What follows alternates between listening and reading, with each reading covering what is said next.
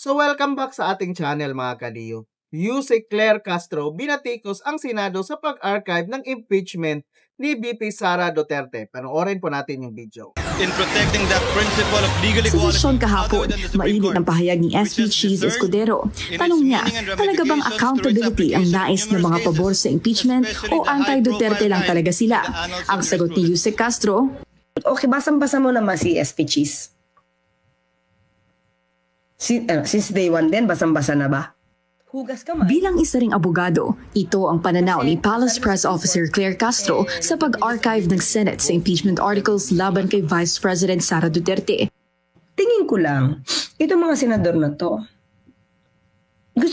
feeling ko lang to ha, gusto talaga nilang i-dismiss, pero nagtatago ngayon sila sa decision ng Supreme Court. Nakatakas ang Senado sa judgment ng mga tao na sila ang pumatay sa impeachment. Kasi ang tinuturo nila Supreme Court. Sa kanyang vlog, sinabi ni Castro na tila nagtatago sa likod ng Korte Suprema ang senator judges. Dahil kung tutuusin, hindi lang pag-archive ang recourse bunsod ng immediate and executory ruling ng SC. You can also show respect by not making any action, saying na let's wait for the decision, final decision of the Supreme Court. And then kapag naging final na ito at sinabi talaga no jurisdiction, then you cannot do anything but to abide by the law or to abide by the proceedings or decision of the Supreme Court. Yun lang. Ba't kailangan i-archive?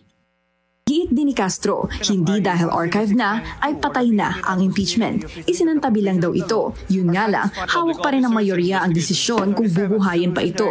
At dahil may mga senator judge gaya ng presidential sister na si Amy Marcos at Bato de la Rosa na obvious naman daw nakakampi ng bise, hindi masasabi kung ano ang tsansang muling gumulong ang bola.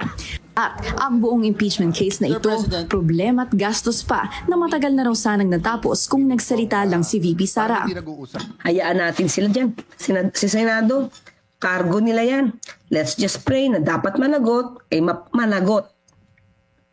Diba?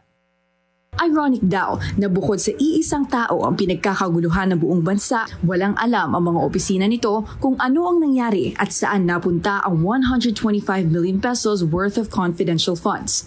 So, ito lang po ang ating news update ngayon mga kadiyo. And please comment down below kung ano ang masasabi nyo sa video na ito. And please, pakisupport naman ang ating Facebook page para magpatuloy pa tayo sa paggawa ng bagong news update.